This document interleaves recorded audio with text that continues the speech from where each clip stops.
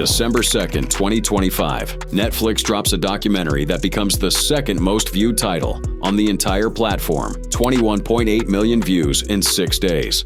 Not a Marvel series, but 50 Cent's 4-part expose on Diddy. Then, leaked footage surfaces showing Diddy asking for hand sanitizer after hugging fans in Harlem, revealing the man behind the mask. Here's how this doc became worse than prison, and how 50 Cent destroyed Diddy's legacy forever.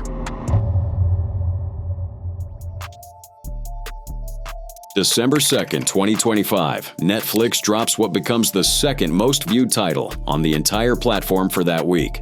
A documentary about Sean Combs, 4 episodes that racked up 21.8 million views in just 6 days, beaten only by Stranger Things Season 5. The footage is part of a new, highly anticipated docuseries by director Alex Stapleton and rapper and executive producer Curtis 50 Cent Jackson, titled Sean Combs: The Reckoning. The timing couldn't be more perfect, dropping just 2 months after Diddy's sentencing, right when his name still dominates headlines. Never-before-seen footage of Sean Diddy Combs in the days leading up to his arrest in New York last September. The documentary opens with something nobody expected.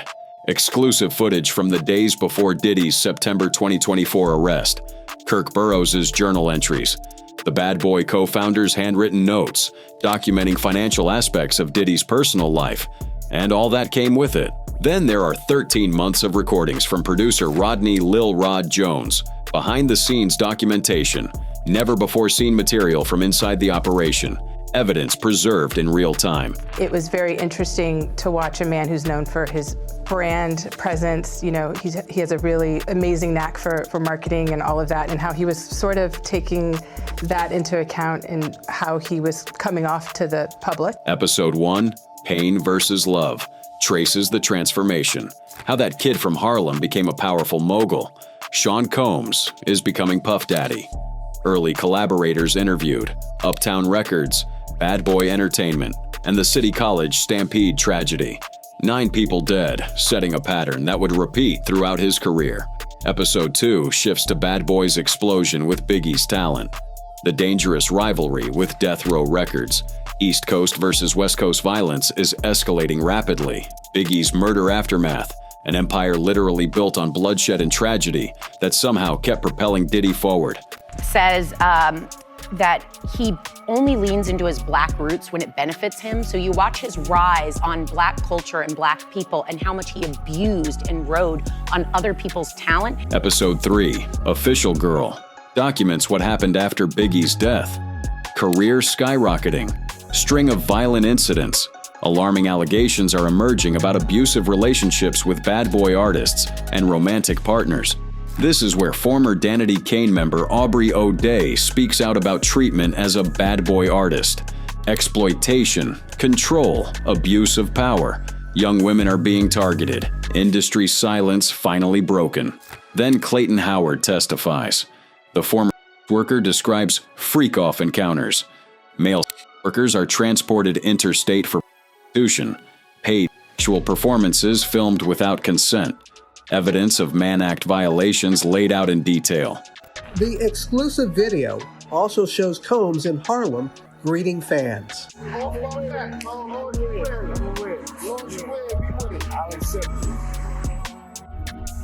The footage everyone's talking about shows Diddy in Harlem, hugging fans, smiling for cameras. The king returned to his kingdom. But then, what happens next reveals the man behind the mask. Yeah, I gotta take it back. Like the amount of people that actually I'm coming in contact with, like that's what I have to do. Inside the vehicle, a completely different story emerges. The warmth disappears, the performance drops. That duality was captured on camera. They said he only comes home when the world spit him back out. He gets in the car and starts to talk about how he needs hand sanitizer and he needs to clean himself because he was out among the people and he felt so dirty. The moment became symbolic of everything the documentary would expose. A man playing a role for the public while harboring contempt in private. It shows you his character. Was that the reason for including it? Yeah, I mean, what's the odds that you would do that in front of a camera?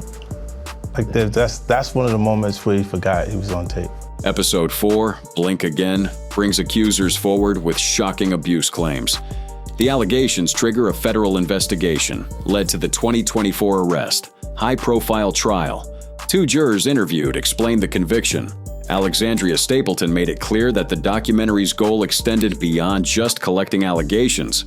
It was about comprehensive storytelling. I think it's important to also let people know that the show is not completely the perspectives of people that did not like Sean. We weren't trying to just get the highlights, the salacious details, that the real goal was to storytell. The documentary addresses the surveillance footage from 2016, the hotel assault that CNN published in May 2024, visible violence on camera, undeniable evidence presented without filter. The 2 jurors who sat through the trial provide unique insight into the verdict and their perceptions of the relationship dynamics.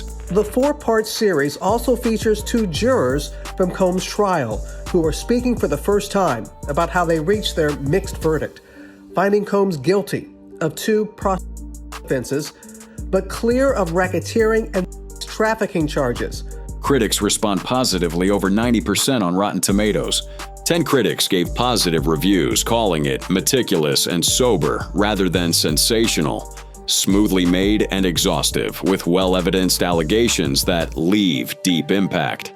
The Guardian awards 4 stars. Metacritic scores it 67 out of 100 based on 5 critics. Generally favorable reviews.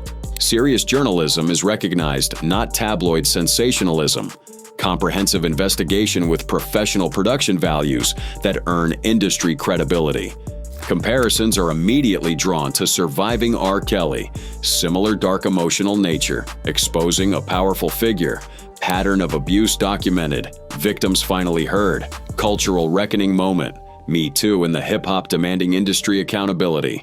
This blew my mind, and I have to say 50 Cent is out here doing the Lord's work. We need to protect him at all costs. I think if we put him on the Epstein files, he'd get them all released in days. Sure would. I don't want to give anything away, but he gets into some very high-profile unsolved crimes with very, very interesting and compelling new information. But here's where it gets interesting. 50 Cent makes his mission statement clear. This is a story with significant human impact.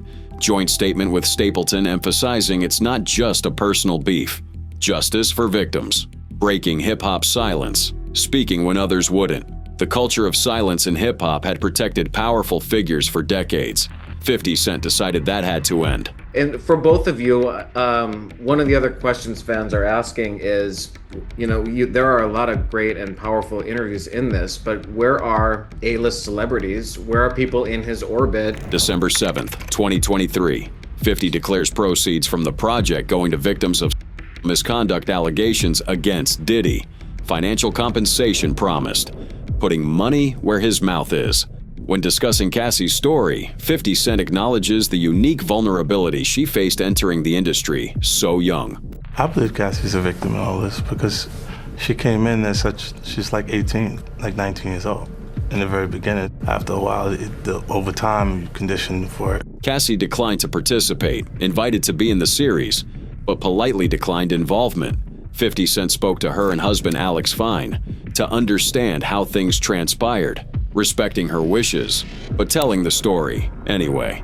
The producer explained that silence from the hip-hop community would send a dangerous message about what behaviors the culture accepts. Look, if I didn't say anything, you would interpret it as the hip-hop is fine with his behaviors.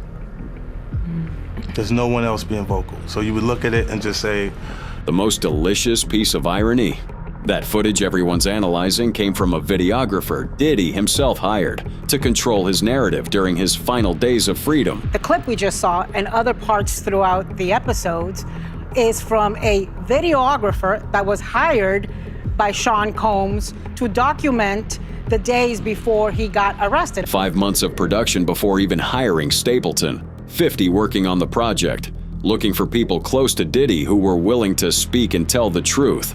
Extensive research was conducted.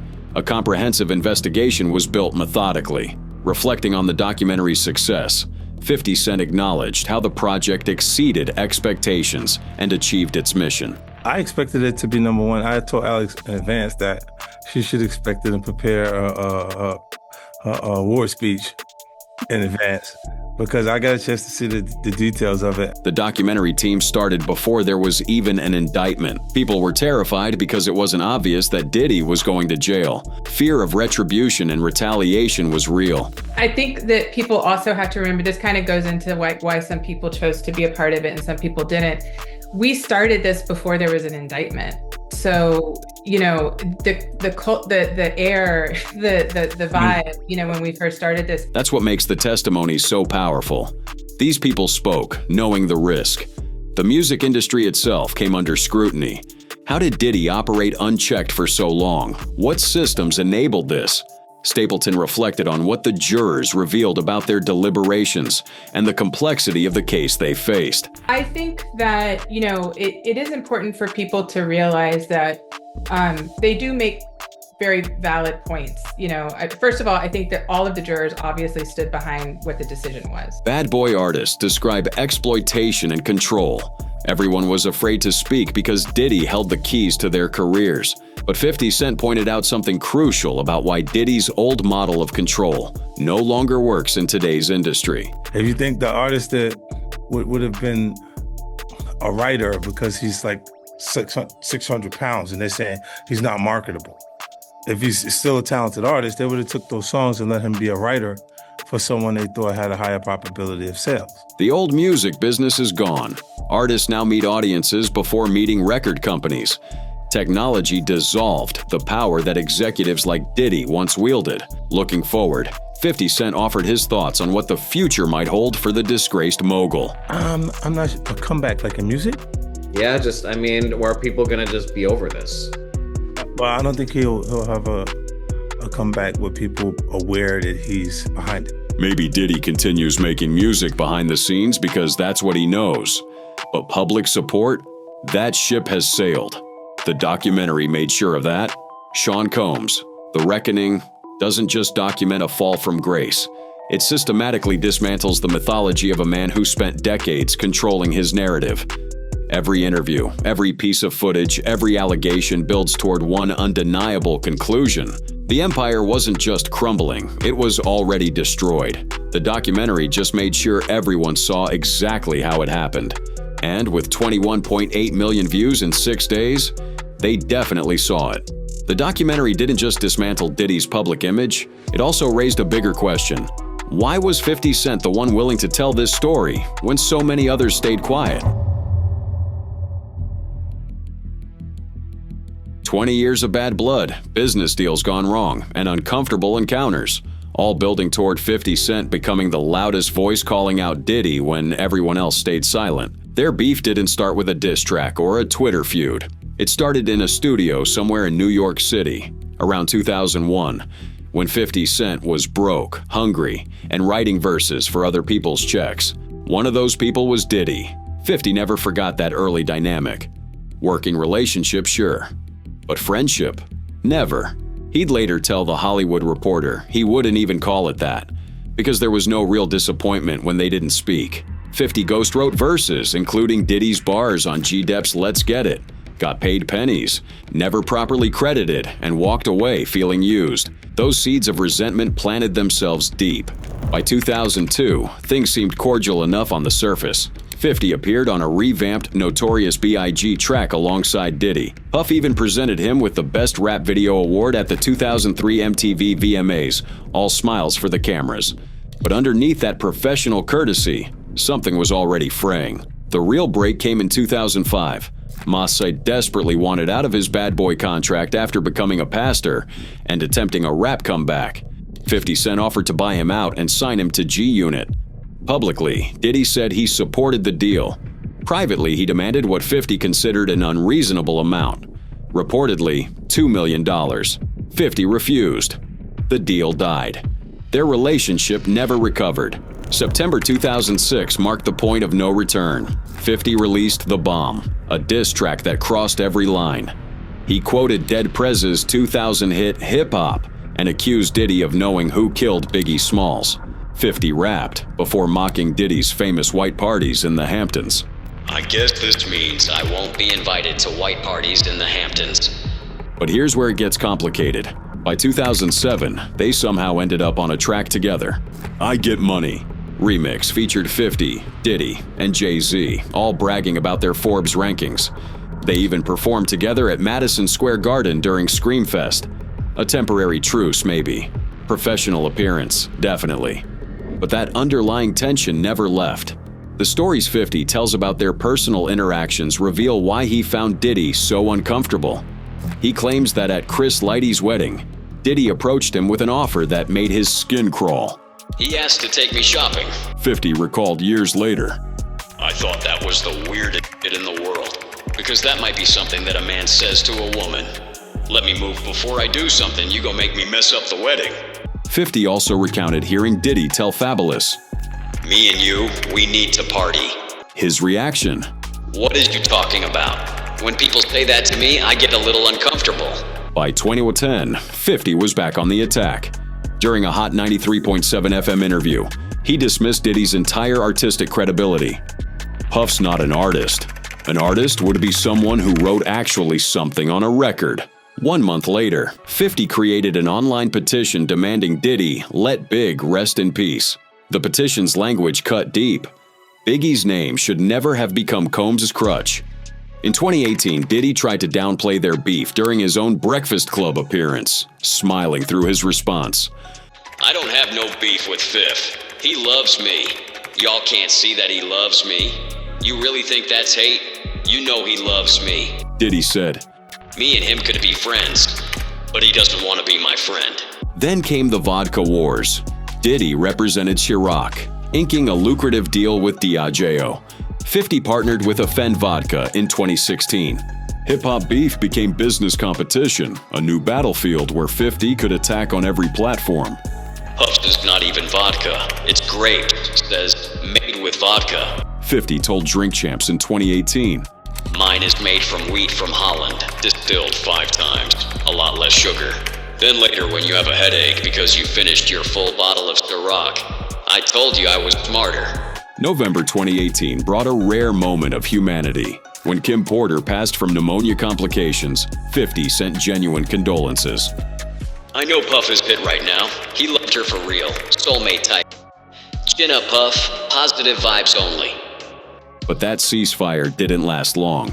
October 2023 reignited everything. Dwayne. Keffe D. Davis got arrested for Tupac's 1996 murder.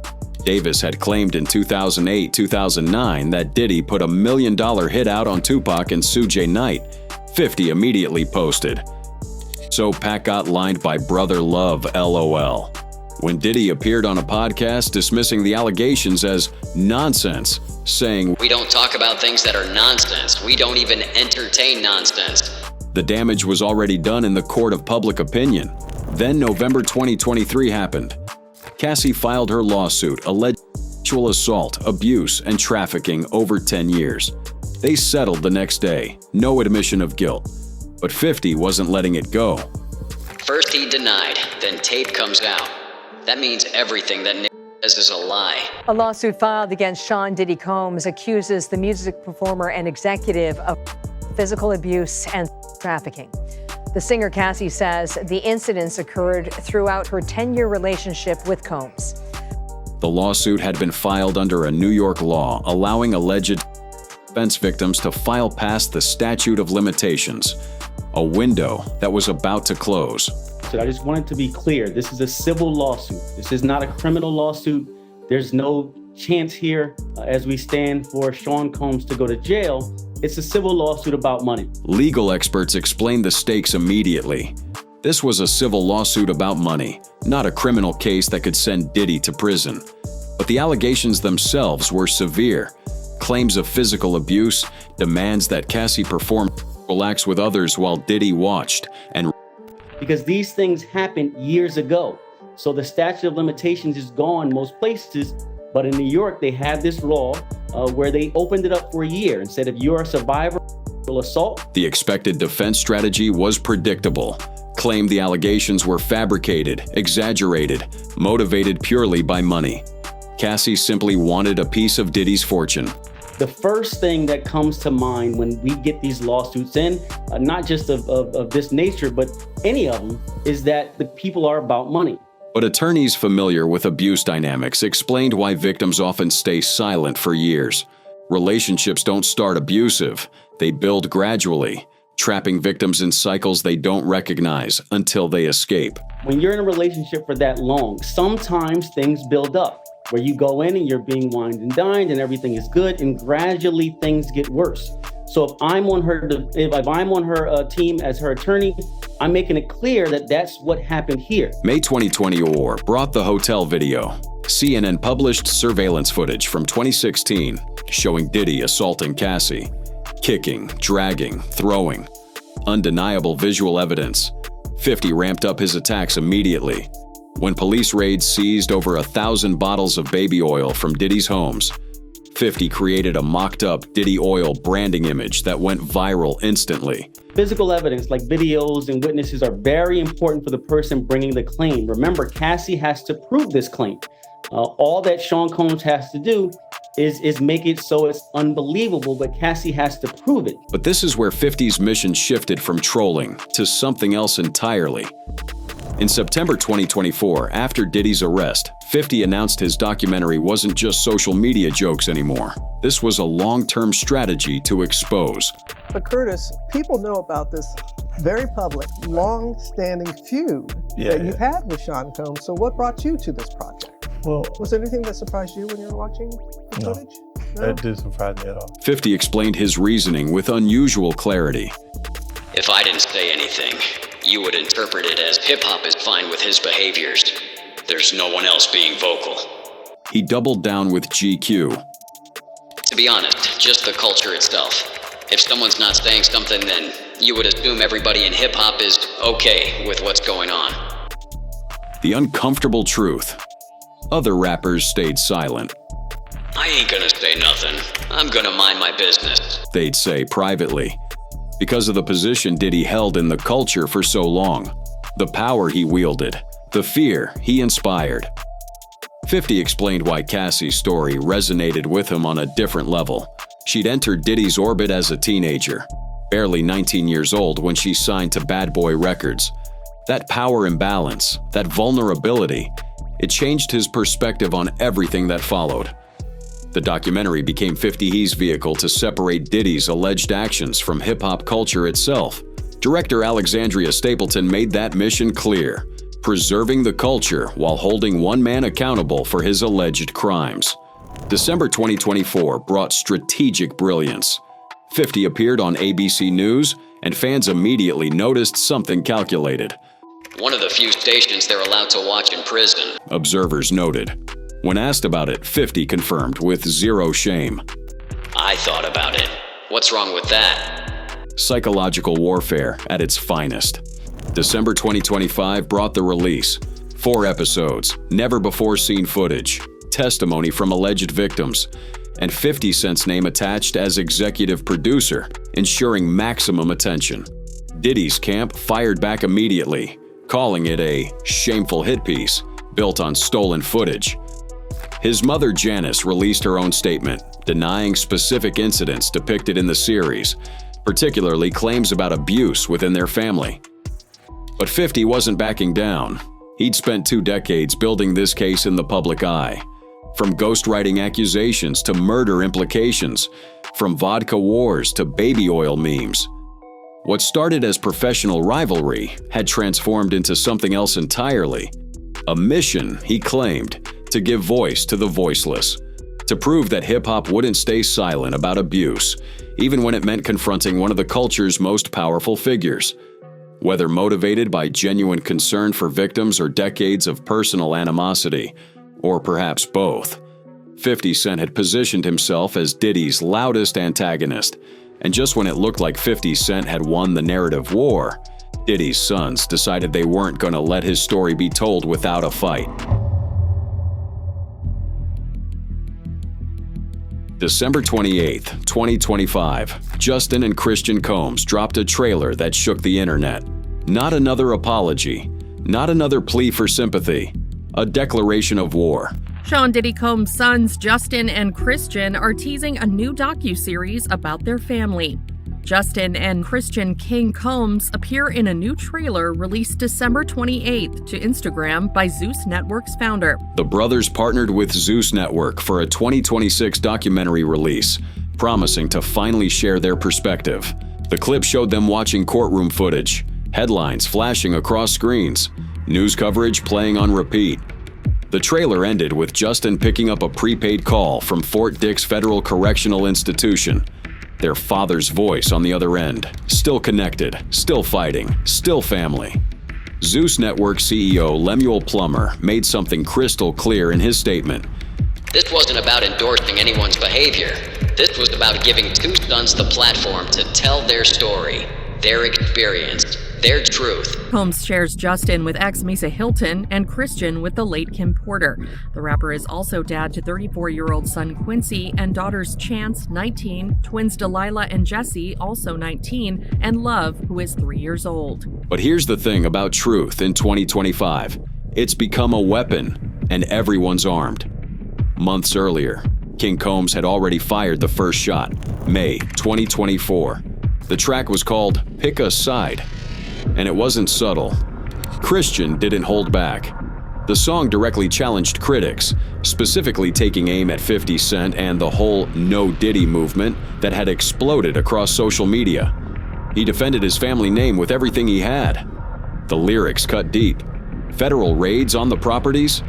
Christian flipped the narrative, claiming they were selling tracks, not anything illegal. Multi-million-dollar plaques, not criminal enterprise. And he had words for New York. Then came the direct shots at 50 Cent. When all they had was 50 cents, who really put this city on the map? The challenge was clear, the line drawn in the sand. But perhaps the most shocking moment came when Christian referenced something that made everyone's eyebrows raise about what federal agents didn't know during the raids. Both sons showed up throughout the entire trial, front row, every single day, supporting their father while the world watched and judged. That's loyalty some people can't understand. That's family some people don't have. But loyalty comes with a cost.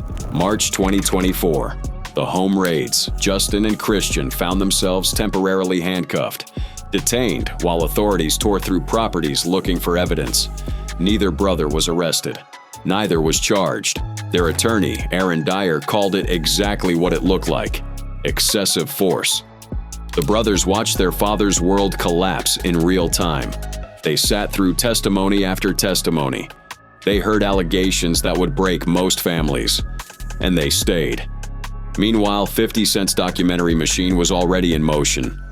Sean Combs, The Reckoning, hit Netflix like a bomb. 4 episodes, 22 million views in 6 days, #1 in 49 countries. I want to congratulate you, 50. I want to congratulate you on your docuseries, Sean Combs, The Reckoning. It's #1 on Netflix. Yeah. Like, it's been #1 on Netflix. Did you actually expect it to be as big as it got? I expected it to be bigger. It's actually exceeded my expectations now. Fifth wasn't hiding his victory lap. On talk shows and interviews across social media, the man who'd been going at Diddy for 20 years finally had the receipts the world couldn't ignore.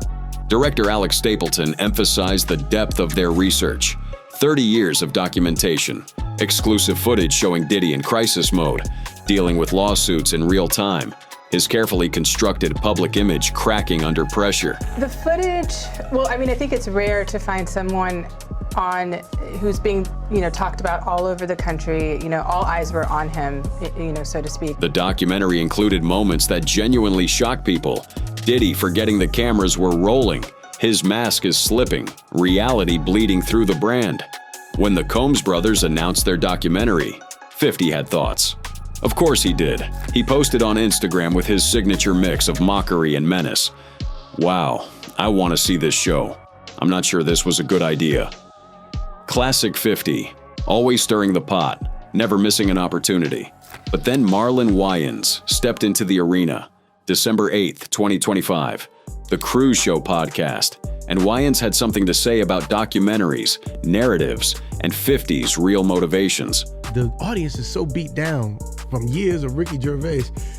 He done beat them. They like scared. They're like abused women in a new relationship. Like, as soon as the comedian comes on stage and they mention Mel Streep. Wayans questioned the whole premise. Who's telling the story? What's the real agenda? He pointed out the obvious. 50 and Puff have history, personal history, beef history. That colors everything. The backlash was immediate. 50 Cent fired back with memes and threats. Wayans doubled down with his own shots. Back and forth, social media warfare, the kind of beef that feeds engagement algorithms and news cycles. Meanwhile, Diddy's mother Janice had her own statement. 86 years old and still defending her son. She called out specific allegations from the Netflix series. The claim that Diddy once struck her? Complete fabrication, she said. Lies designed to paint a monster where her son stood. There was so much empathy given, by the public for his kids. They all went to the sentencing and spoke, his daughters, and there was a lot of conversation about, during the trial, what his daughters were hearing when Cassie was giving these very horrific details. These competing narratives created something unprecedented. Multiple documentaries, multiple perspectives, multiple truths are fighting for dominance in the court of public opinion. The Zeus Network documentary promises something 50's version couldn't deliver. The family's voice, personal recordings, behind-the-scenes footage from their perspective, intimate moments showing how this destroyed people beyond just the accused. Combs was transferred to Fort Dix from the Metropolitan Detention Center in New York in late October after he was sentenced to 50 months in prison on related convictions. He is slated to be released on June 4th, 2028. But here's what's really happening beneath all the noise. This isn't just about competing documentaries or family loyalty or 20-year beefs finally reaching their conclusion. This is about power. Who controls the narrative? Who gets to tell the story? Who decides what truth means when everyone's got receipts and everyone's got motives? Diddy sits in Fort Dix until May 2028. 3 more years minimum. His sons are building their counteroffensive. His mother is defending his name. His former friends are sharing stories that can't be unheard of. And 50 Cent, he's already hinting at part 2. More unused footage, more interviews, more revelations that the first 4 episodes couldn't contain. The Combs brothers face an impossible task. How do you rehabilitate a reputation when the evidence feels overwhelming? How do you defend family when the world's already made up its mind? How do you fight a documentary that became a cultural phenomenon? Maybe they're not trying to change minds. Maybe they're just trying to be heard, to add complexity to a story that got flattened into villain versus victims. To show the collateral damage nobody counts when they're tallying up wins and losses in celebrity feuds. Competing truths in an era where everyone's armed with cameras, receipts, and an audience hungry for the next chapter in hip-hop's most devastating fall from grace.